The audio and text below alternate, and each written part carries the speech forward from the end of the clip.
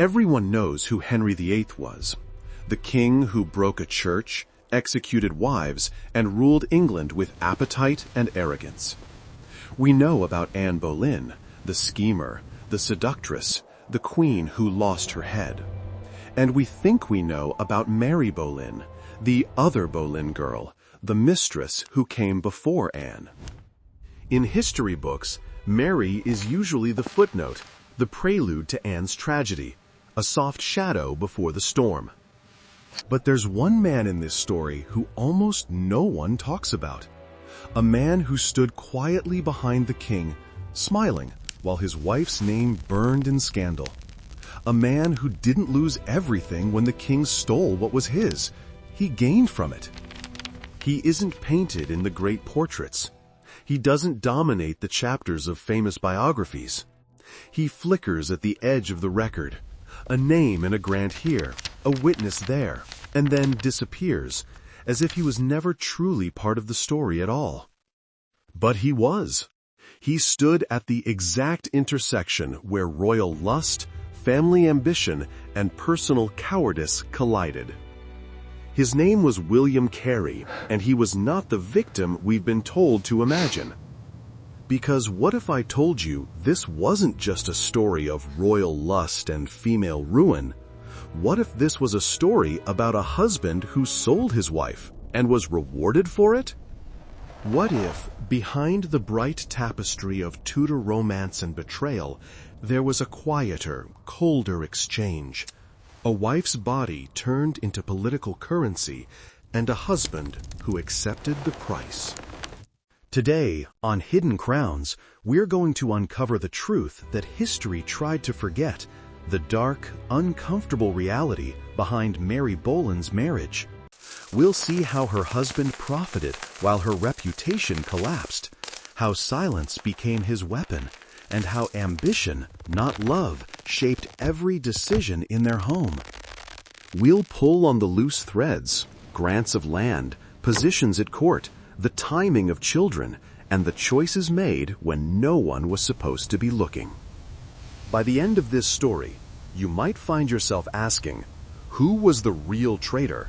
The king who took another man's wife, or the man who let him? Before we begin, remember to like this video and subscribe to Hidden Crowns, because the stories we tell here aren't just history, they're confessions the past never wanted us to hear. Let's start with the picture most people know. A young Mary Boleyn, beautiful, lively, charming, the eldest daughter of a rising family hungry for royal favor. You can almost see her in the mind's eye, dancing under candlelight, a girl who glows just a little too brightly in a world that likes its women quiet. But the truth is, Mary wasn't born into luxury. The Boleyns were new money. Her father, Thomas Boleyn, was a shrewd diplomat, ambitious, brilliant, and completely ruthless. He didn't see daughters as blessings. He saw them as investments. To him, Anne and Mary weren't just children. They were movable pieces on a board where kings, queens, and ambassadors were all players, where a girl's smile could be as valuable as an army, and a royal glance could be worth more than a castle. From the moment she could walk and smile, Mary's future was mapped out as a tool for the family's advancement. And at Henry VIII's court, there was only one currency that mattered more than gold: proximity to the king. Mary's early years were spent in the glittering courts of Europe. She was sent to France, young, naive, and dangerously unguarded. There, rumor said, she caught the attention of King Francis I. We don't know how far that affair went, but the French king, with cruel laughter, would later boast of having known her in France, calling her the English mare. Those words weren't just insults. They were labels, brands almost, that clung to her name every time it was spoken in a foreign court. Once a king jokes about your virtue, you never really get it back. Whether truth or slander, that reputation followed her back across the channel. In the English court, whispers like that didn't fade, they spread. A woman touched by rumor was already damaged goods.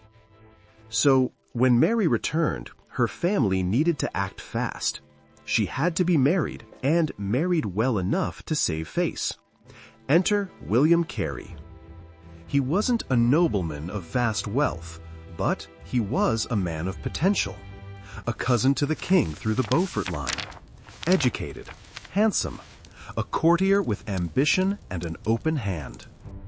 He knew how to flatter, how to serve, how to be seen without being threatening. He was exactly the sort of man a king liked to have nearby, useful, agreeable, ambitious, but never dangerous. Their wedding took place on 4 February 1520, a grand event attended by none other than Henry VIII himself. It should have been a happy union, but from the very beginning the match was less about affection than opportunity. The Boleyns saw William Carey as a respectable match for a daughter with a tarnished reputation, and William Carey saw Mary Boleyn as his ticket closer to power. Because Mary wasn't just another noble's daughter, she was serving in the Queen's household. That meant she lived inside the palace, in the glittering world where the king himself moved daily. Every door she passed through, every procession she joined, every feast where she stood behind Catherine of Aragon's chair, those were the spaces where kings noticed faces. And in the Tudor Court, that kind of proximity was worth everything. So perhaps William Carey didn't just marry a wife. He married access. He married the chance that one day the king's eye might fall on the woman at his side, and when that happened, fortune would knock. And in the next few years, that access would make him rich and destroy her life. The exact moment when Henry VIII first noticed Mary Boleyn is lost to history. But by 1522, everyone at court could see what was happening. Mary had joined Queen Catherine of Aragon's retinue, attending the famous Shrovetide festivities, tournaments of chivalry where knights fought in the Queen's honor. Henry himself appeared disguised, his armor blazing with the image of hearts consumed by flames. He called himself Sir Loyal Heart. But his loyalty wasn't to his wife. That year, the whispers began. Henry was pursuing Mary Boleyn. And soon, everyone understood that Mary was the king's mistress. Imagine the shift in the air. Servants glanced at one another as messages were sent. Courtiers suddenly paid more attention to the woman standing near the queen. Her name murmured with a different tone: curiosity, envy, warning. Here's where the story turns. Because most of us assume that when a king seduces another man's wife, the husband is humiliated. He becomes a tragic figure, the cuckolded man, the victim. We picture rage, shame, sleepless nights. We imagine the husband pacing in some cold, dark chamber, unable to stop the tide that's coming for his marriage. But that's not what we see with William Carey. When the affair began, Carey's fortunes skyrocketed. In 1522, he was appointed Gentleman of the Privy Chamber, a coveted role that placed him in the king's inner circle. Soon after, he received lucrative grants of land and offices, including wardships, legal guardianships that brought enormous income. In Tudor England, these weren't random gifts. They were payments, the kind of rewards a king used to silence questions and buy loyalty. These grants weren't subtle. They were written down, sealed, and recorded. Anyone reading the royal rolls would see Carey's name appearing again and again beside the words granted, bestowed, appointed. So ask yourself, is it possible that William Carey wasn't a victim at all, but a beneficiary? While Henry took his wife to bed, Carey was being paid. While Mary's reputation crumbled, her husband's career soared. Coincidence? Or compensation? We'll never find a written agreement that says, "I, William Carey, permit the king to have my wife." But the records tell their own story. Every promotion, every land grant, every office, they line up neatly with the timeline of the king's affair. And Carey never objected. Not once. No protest, no confrontation, no angry letter, no exile to the countryside in shame. He didn't vanish from court. He moved closer. He didn't avert his eyes. He learned to look straight ahead and not flinch. He stayed. He smiled. He took the rewards.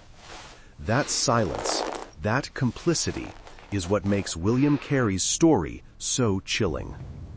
Because in the Tudor Court, silence was its own kind of language. It meant agreement. It meant understanding.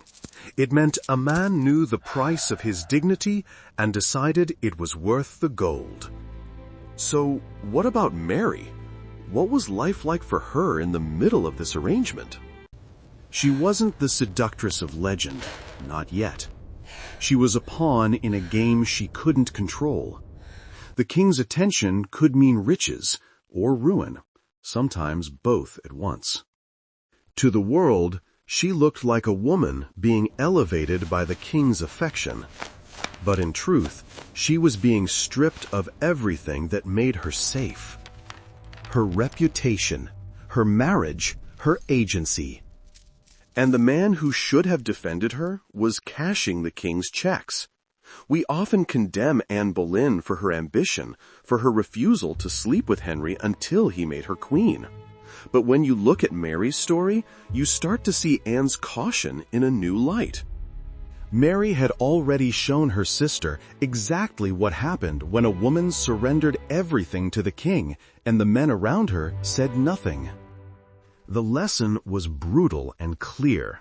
To give Henry your body without conditions was to risk being discarded the moment you bored him. William Carey didn't just lose his wife, he lost his soul and got paid for it. Between 1523 and 1526, Mary Boleyn gave birth to 2 children, a daughter, Catherine Carey, and a son, Henry Carey. Their births came suspiciously close to the years of her affair with Henry VIII, and the court was alive with speculation. Were these Carey's children or the king's? The truth is, no one can say with certainty. But in the tense, watchful world of the Tudor Court, people did not miss an opportunity to guess. Henry VIII publicly acknowledged only one illegitimate child in his life, Henry Fitzroy, son of Bessie Blount. But many at court believed Mary's children might also have royal blood. The king never denied it. He just stayed silent. And so did William Carey. That silence speaks volumes. Because if Carey truly believed those children were his, wouldn't he have said so? Wouldn't he have defended their legitimacy publicly? Wouldn't there be some proud declaration, some evidence of a man insisting, "These are my heirs"? Instead, he continued to serve Henry faithfully. He accepted new grants of land, more wardships, more privileges. Even as his wife's reputation collapsed, he never distanced himself from the man who caused it. It's almost as if the unspoken deal extended even to the children. Carey would raise them, give them his name, and in return, the crown would ensure the family's prosperity. That's not marriage. That's partnership in corruption. And perhaps the most tragic part? When William Carey died suddenly in 1528, Mary was left penniless. Despite all his rewards, he had made no provision for her or their children. The lands he had been granted were tied up in royal debts. Mary had to write to Cromwell begging for help, pleading that she had nothing to live on. Think about that. While her husband had profited from her humiliation, he had not even bothered to secure her future. When he was gone, the king did not lift a finger to protect her. The same man who had taken her to bed and showered her husband with gifts did not save her from poverty.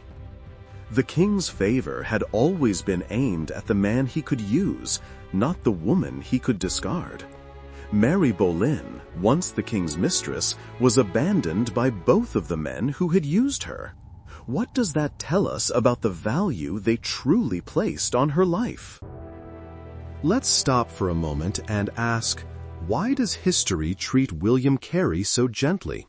Why is he barely mentioned when we talk about the Boleyns? We dissect Anne's ambition.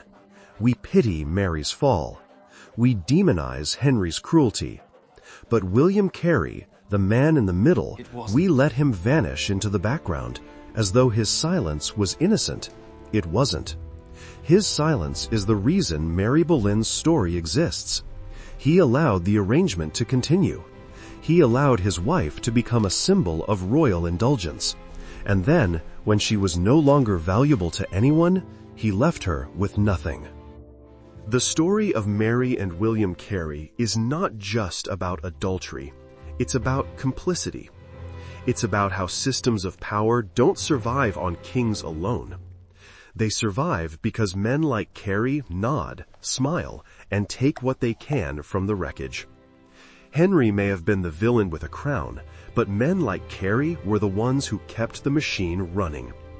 They greased its gears with silence, ambition, and smiles.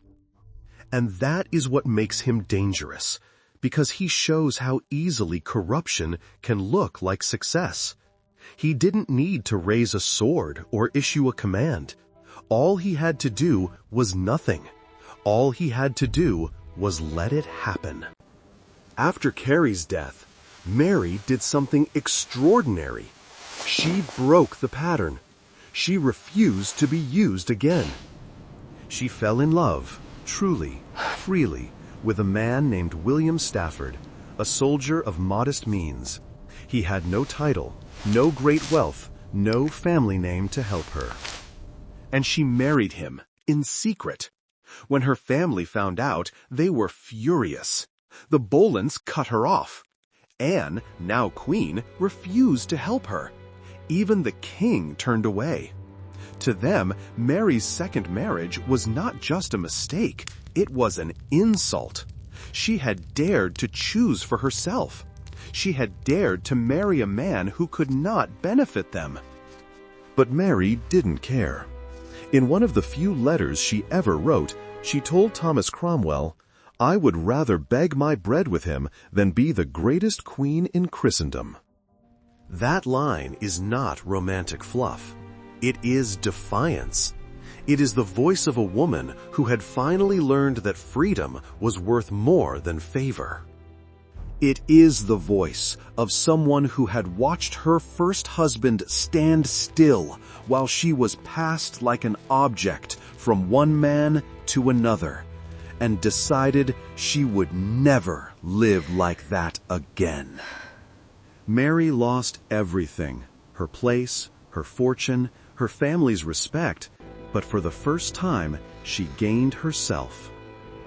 And that's the cruelest irony of all. It took losing a husband who treated her as a transaction for her to finally understand what love meant. History, of course, forgot her again. When people talk about the Boleyn sisters, it's Anne's ghost that lingers, not Mary's quiet courage. William Carey's name lives on in documents and grants, in financial records that show how the king paid his favorites. But Mary's story lives on in her children. Her son, Henry Carey, would become Lord Hunsdon, a trusted cousin and courtier to Queen Elizabeth I, the daughter of Anne Boleyn. Her daughter, Catherine Carey, would serve Elizabeth faithfully for decades. The irony is unbearable. Mary's children, whether or not they were the king's, became loyal servants to the daughter of the sister who replaced her. In that strange, cruel loop of fate, Mary's bloodline continued at court long after her death, while William Carey's legacy was forgotten except for the gold he took. He is remembered only in footnotes and family trees, while Mary's descendants stood beside a queen. History rewards the ambitious and forgets the silent. But perhaps silence, in the end, is its own kind of confession. Perhaps the very emptiness where William Carey's defense should be is the loudest thing he ever said. So, what does this story tell us? It tells us that not every betrayal wears a crown. Sometimes it wears a husband's smile. It reminds us that in the Tudor world, men could trade the women they loved for access, favor, and coin, and be celebrated for it. It shows us that Mary Boleyn wasn't weak. She was simply trapped in a web spun by powerful men, a web that included not only kings and courtiers, but husbands too. William Carey's betrayal wasn't violent, it was quiet. And that's what made it deadly. Because quiet betrayal is the kind that lasts, the kind that lets injustice look respectable, the kind that history forgets, unless we force it to remember. It also forces us to re-examine our villains. Is Henry VIII alone to blame if dozens of men around him chose to help him hurt the women in their lives? Or is the real horror not that one king was monstrous, but that so many others chose to survive by feeding him victims? So, what do we make of William Carey now? Was he a man crushed by the impossible power of a king? Or a man who saw his wife's humiliation and decided to turn it into a career opportunity? Did he tell himself he was protecting her by staying silent? Or did he simply enjoy the benefits of her disgrace? Did he ever look at Mary and wonder what it had cost her? Or did he train himself not to look too closely because seeing clearly would have meant admitting what he'd become? We will never know the thoughts that kept him awake at night, but we know this: his silence built his fortune. His ambition destroyed her peace. And his rewards were bought with someone else's suffering. When we think of the Boleyn tragedy, we imagine Anne's head falling on the scaffold. But Mary's tragedy came years earlier, in the quiet bedroom of a husband who refused to say no. So perhaps we should remember her not as the other Boleyn girl, but as the first to be traded, the first to be used, the first to be sold under the smiling mask of marriage. And perhaps we should say William Carey's name not with indifference, but with the understanding that his kind of betrayal still exists in every age, under every kind of crown. 500 years later, we still tell this story as gossip. We say affair, mistress, scandal. We rarely say exploitation. We rarely say betrayal. But if we strip away the jewels and the titles, that's exactly what it was. A woman's life used to pay for a man's advancement. The truth is hidden in plain sight, in the grants, in the promotions, in the silence. William Carey didn't just sell his wife, he sold the illusion of loyalty, and he was rewarded like a hero for it. So tell me, was William Carey a victim of his time or its architect? Was Mary Boleyn a fool in love or a woman surviving the only way she could? And what would you have done if the choice was between your conscience and your head? Let me know what you think in the comments. And if this story made you see the Tudor Court in a different light, don't forget to like and subscribe to Hidden Crowns. Because behind every royal portrait, there's a bargain. Behind every smile, a silence. And behind every king, someone quietly counting the cost. This is Hidden Crowns. where the whispers of history finally speak.